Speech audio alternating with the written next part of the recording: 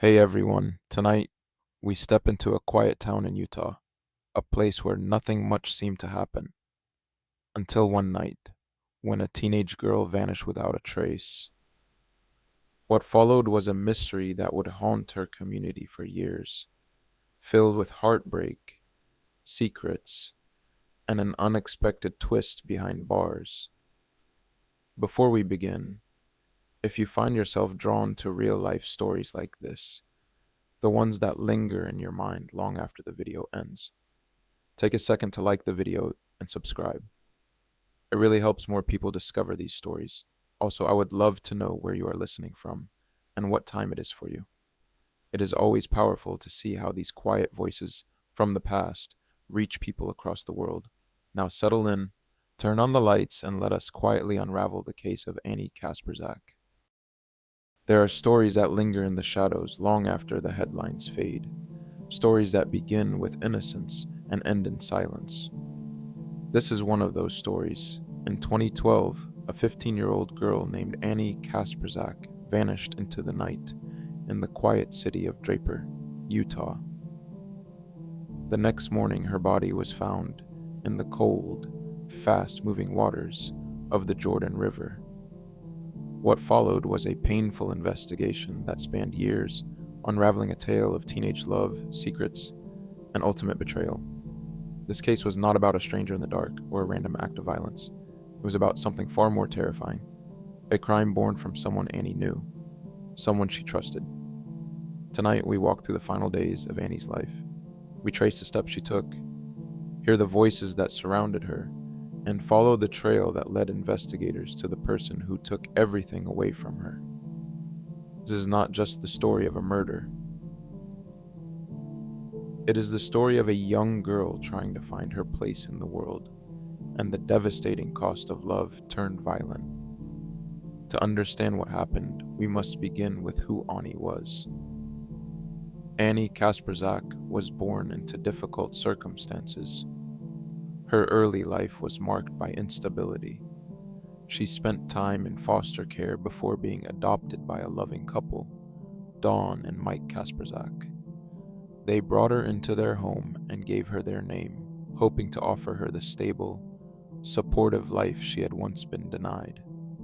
Annie was a spirited teenager. She loved to write in her journal and often expressed herself through poetry and short stories. She had a vivid imagination and a sensitive heart, but like many teenagers, Annie also struggled with identity and belonging. She had endured trauma in her early childhood, and while her adoptive parents provided her with love and structure, Annie sometimes found it difficult to process her emotions. She attended Summit Academy High School, a charter school in Draper, known for its small class sizes and college preparatory curriculum. Teachers described her as intelligent but quiet. She sometimes kept to herself, but she had close friends and was beginning to explore typical teenage experiences, new friendships, music, and of course, romance. At the center of her short and tragic story was a relationship. Annie was dating a boy named Dante Arthurs, a fellow student. They'd been together for several months. To Annie, Dante represented attention, excitement, and the chance to feel grown up. But like many young relationships, theirs was complicated, filled with emotional highs and lows that neither of them fully understood. Annie's parents were aware of their relationship, but they were concerned. They worried that Annie was getting too serious too quickly. They also noticed changes in her behavior, moments of withdrawal, mood swings, and tension at home. Despite their best efforts, they could not fully understand what Annie was going through, and Annie, like so many teenagers, kept things to herself. She did not tell her parents everything. She kept secrets. She made choices that would soon lead her down a dark and irreversible path. In early March of 2012, Annie seemed distracted. Her parents noticed that something was bothering her, but when they asked, she brushed it off. She said she was fine, Perhaps she believed things would work out. Perhaps she hoped whatever was troubling her would pass. Or perhaps she already knew that something was coming, something she could not stop. It was March 10th, a Saturday evening. Annie told her parents she wanted to go to a party. They said no, concerned about her recent behavior. They wanted her to stay home. Annie agreed, or at least that is what she told them. Later that night, when the house was quiet, Annie climbed out of her bedroom window. She was not going to a party. She was going to meet someone she trusted, someone she thought she loved. She would not return. By the next morning, her parents realized she was gone. Panic set in immediately. They called the police. A missing persons report was filed. The search began. At first, no one could have imagined the truth, but it would not take long before the small city of Draper was shaken by what was found near a river. The night she disappeared. March 10th, 2012 began like any other Saturday in the Kasprzak household. It was the tail end of winter in Draper, Utah, and the snow had started to melt, revealing brown grass and muddy sidewalks. That night, the air was still cold, but spring felt close. Annie had spent most of the day at home. She seemed quiet, but not upset. Nothing on the surface suggested what was about to happen. She asked her parents if she could go out that evening. She claimed she had been invited to a party by a friend. But her parents, cautious and growing increasingly concerned about her recent behavior, told her no. They wanted her to stay in, safe at home. Annie appeared to accept their decision. She did not argue. She did not raise her voice. She simply went back to her room. But sometime after dark, Annie made a choice. While her parents were distracted, perhaps already asleep, she opened her bedroom window and climbed out into the night. She left her phone behind. She took nothing that would suggest she was running away. She was not packing a bag. She was not starting over. She was just leaving, stepping out into the dark for what she thought would be a short meeting. She had arranged to meet someone at a bridge that spanned the Jordan River Parkway Trail, a winding stretch of nature that cut through Draper. The trail was usually quiet at night, isolated, remote.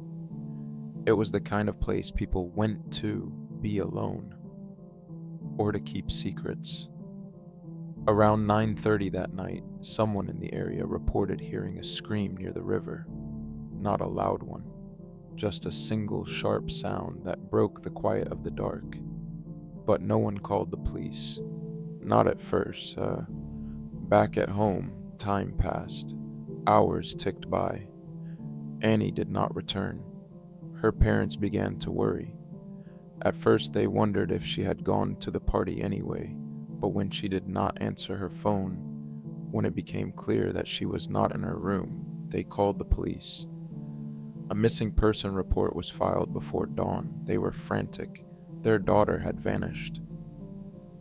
Early the next morning, as the sun rose over the still frozen ground, a jogger passing over the bridge noticed something strange. There was blood on the walkway, a smear of it. Not a large pool, but enough to cause concern. He looked closer and saw what appeared to be a shoe off the side of the path, near the edge of the embankment. He called it in. Police arrived quickly. Within an hour, the scene had shifted from a curious report to a possible crime scene. The area was cordoned off. Dogs were brought in. They began searching the river below. Not far from the bridge, tangled in the brush and partially submerged, they found the body of a young girl. She had suffered massive trauma to the head and face. There was no wallet, no identification, but it would not take long to confirm the worst fears. It was Annie. Her body was pulled from the cold river water. Her face was barely recognizable. Detectives and forensic investigators were stunned by the violence of the attack. This had not been a simple assault. It had been brutal, personal, the kind of rage that came from someone close. News of the discovery spread quickly through Draper. The community was stunned. Annie Kasprzak, a 15-year-old high school sophomore, had been murdered, her body dumped like garbage into the Jordan River. The story made headlines within hours. Vigils were organized. Her classmates posted tributes online. But behind the public grief, detectives were already hard at work. Something about the scene felt deliberate. There was no sign of sexual assault, no obvious theft. Her phone had been left behind, untouched, and the location, isolated but not invisible, suggested something else entirely. This was not random.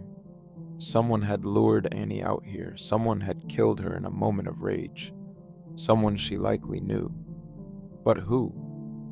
The search for answers had only just begun. The body by the river. As police secured the scene near the Jordan River, they understood immediately that they were no longer searching for a missing person. The discovery of Annie's body shifted the investigation into a homicide. But even as officers moved carefully along the riverbank, what they found raised more questions than answers. The girl's remains were recovered from the edge of the water, partially concealed by branches and brush. It was clear that she had not fallen accidentally. The location, just beneath the pedestrian bridge, suggested someone had tried to place her out of sight. Investigators noted that there was no identification, no purse or bag. She had nothing with her that might help them understand where she had been, or with whom. Though the scene was quiet, the pain it would cause was already beginning to ripple outward.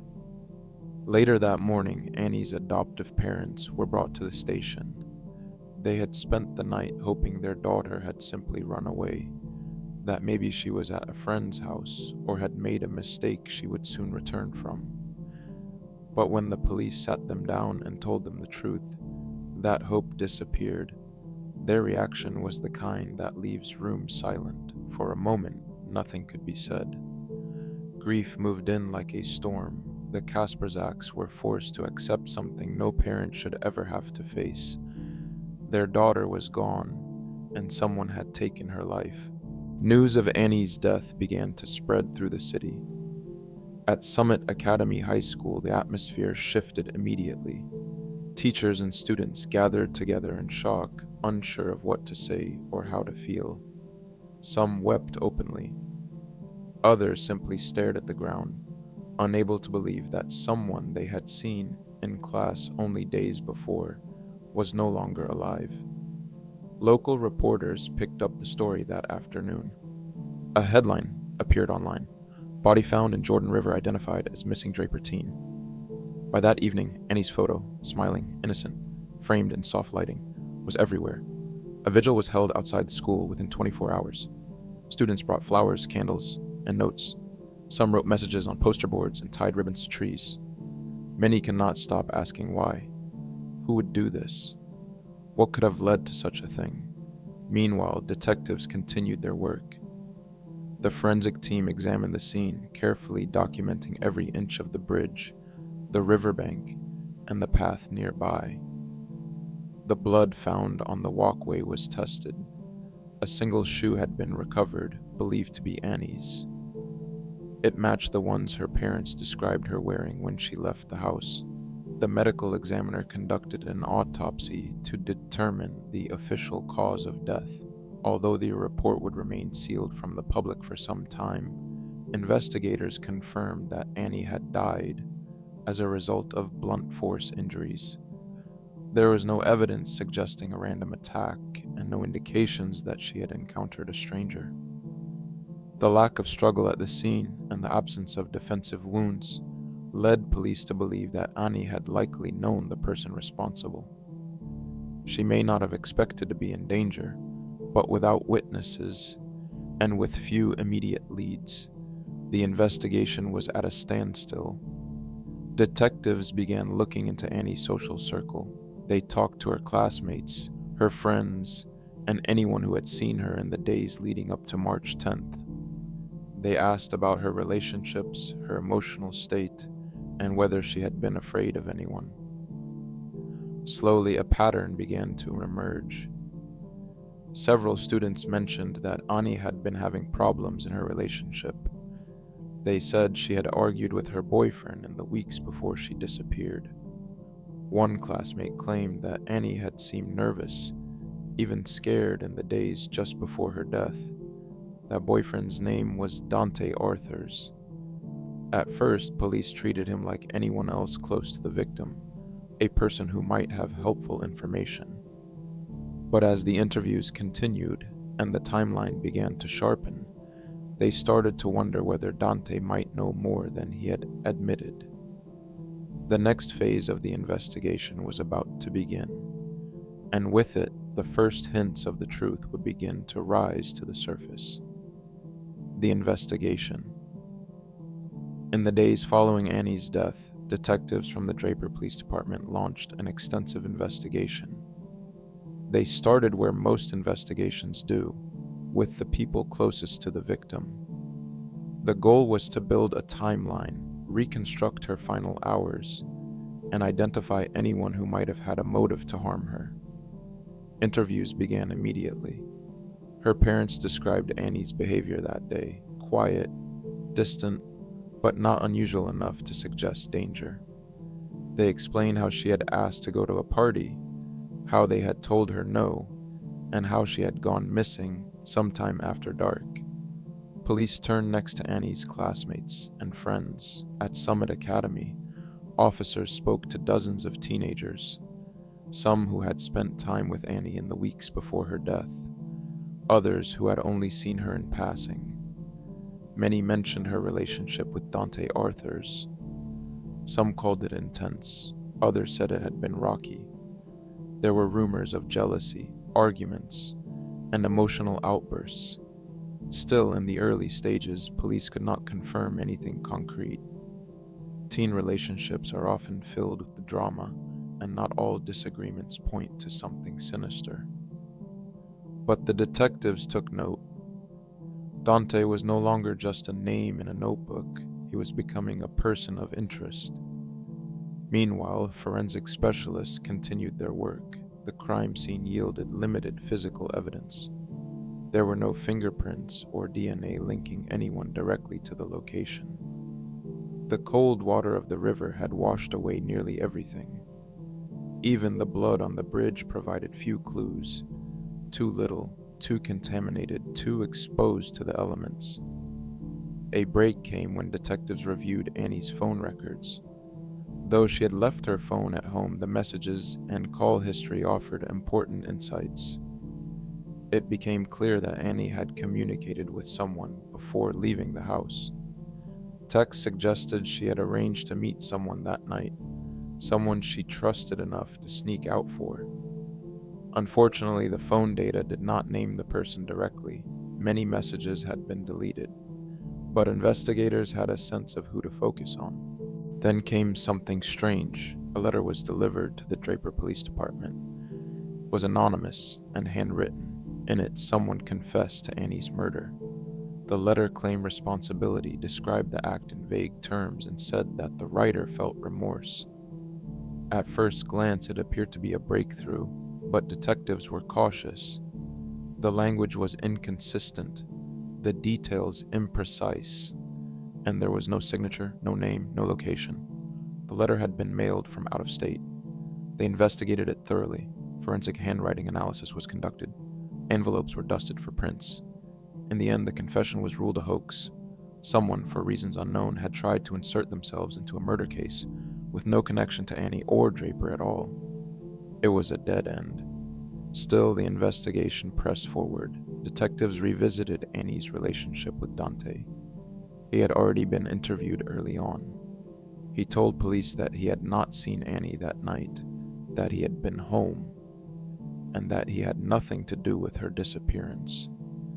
But his answers, while calm, did not satisfy everyone. Officers began comparing his timeline to cell tower data.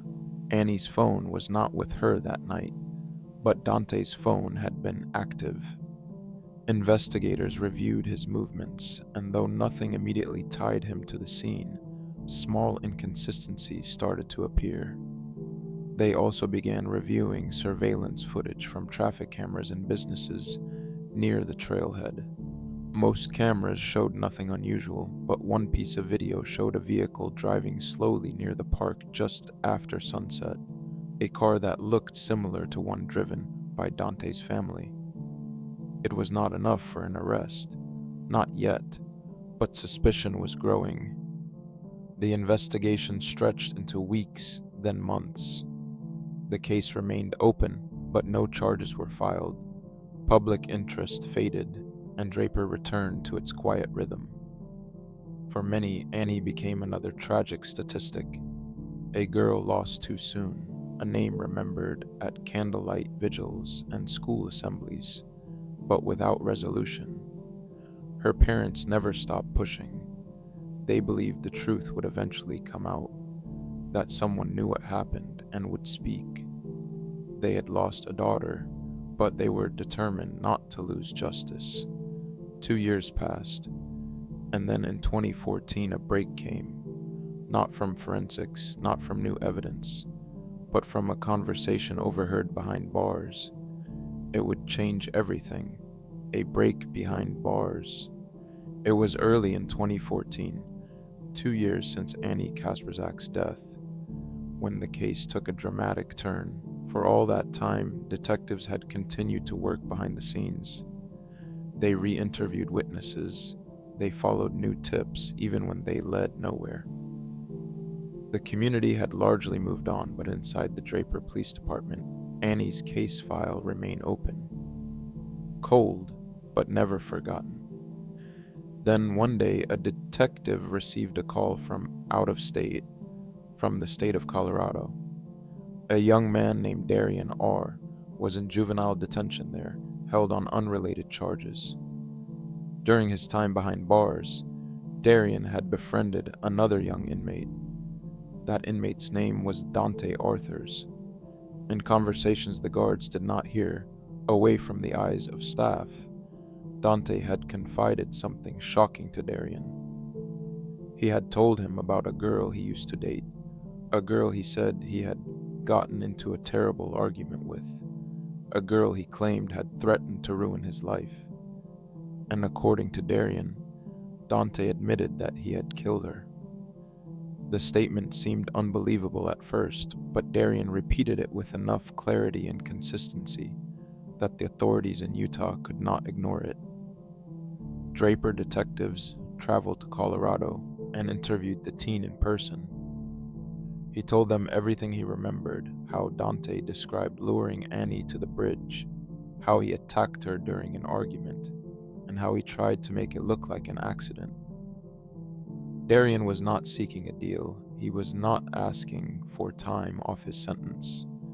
In fact, he expressed hesitation about coming forward at all.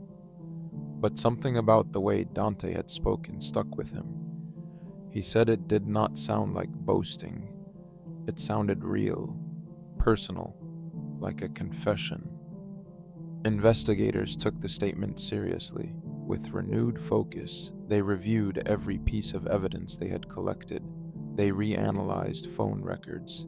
They checked travel data and verified Dante's whereabouts on the night Annie vanished. Piece by piece, the puzzle started coming together. Eventually, they reached out to Dante and asked him to come in for another interview. This time, his demeanor was different, less confident, more guarded. He denied everything, as he had before, but the detectives had more questions now, more evidence. They pressed him harder. They pointed out the inconsistencies in his original story, his movements that night, the lack of explanation for certain messages he had deleted. Still, he refused to confess, but the police were no longer waiting for a confession. They believed they had enough. With Darian's statement, the reconstructed timeline, and physical evidence placing Dante near the Jordan River. On the night of the murder, prosecutors moved forward. In October of 2014, More than 2 years after Annie's death, 17-year-old Dante Arthurs was arrested and charged with first-degree murder. News of the arrest sent shockwaves through the community. Many had suspected him. Others had hoped the truth would come from somewhere else. But now, with an arrest made, there was finally movement toward justice. Annie's parents, though devastated all over again by the reopening of old wounds, expressed gratitude.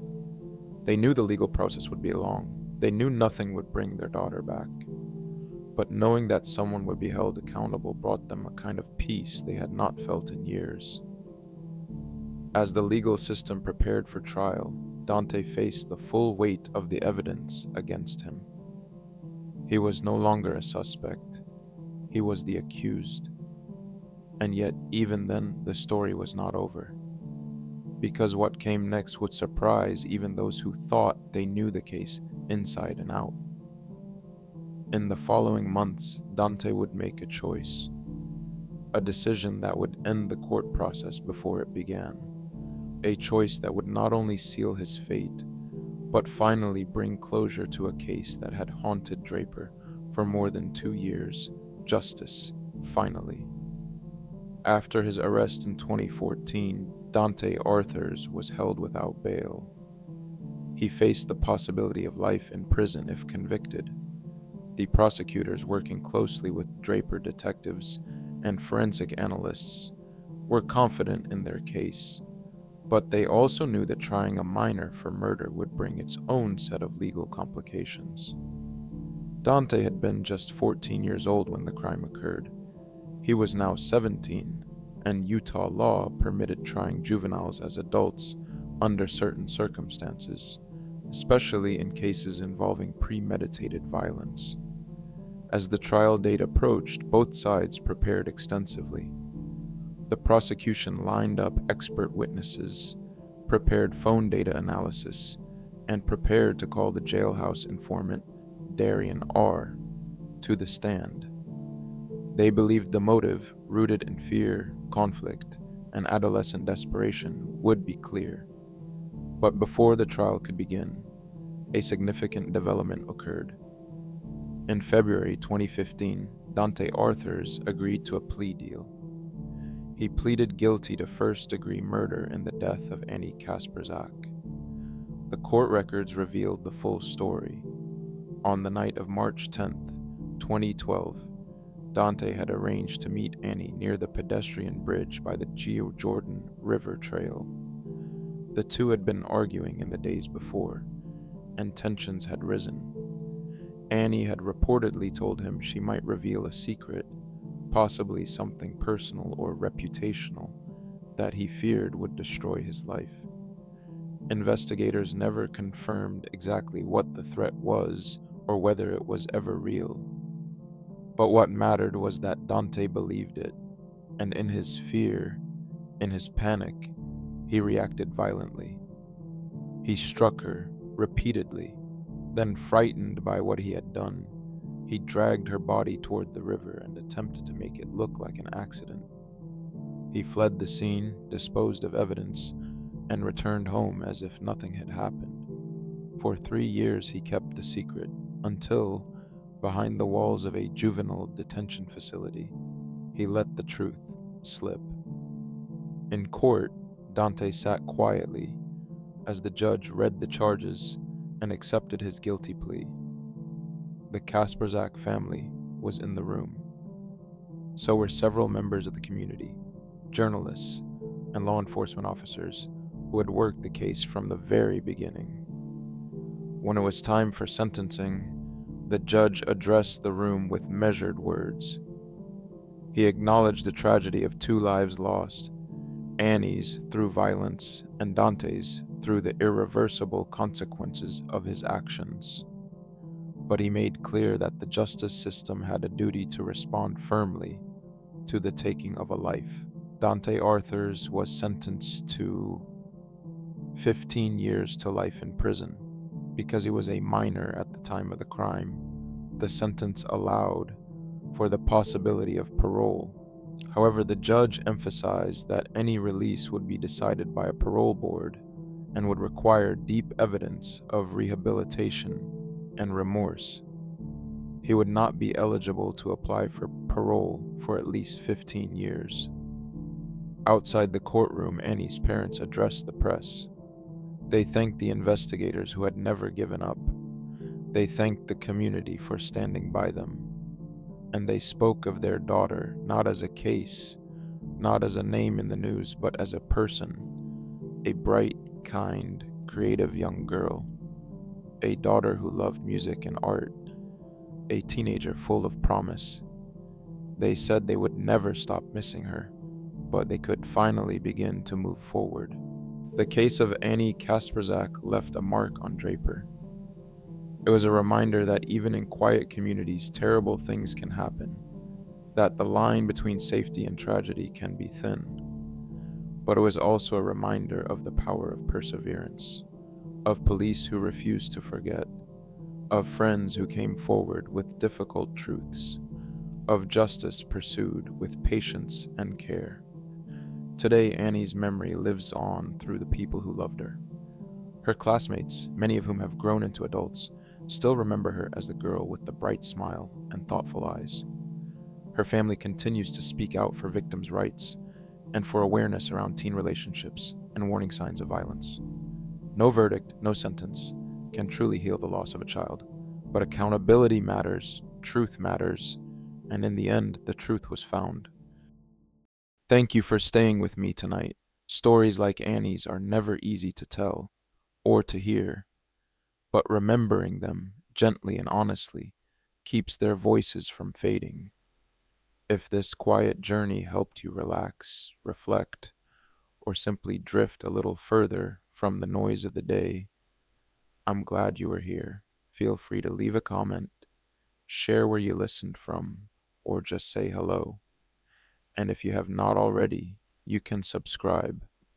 So next time we can meet here again in the calm between day and sleep. Until then, rest well and good night.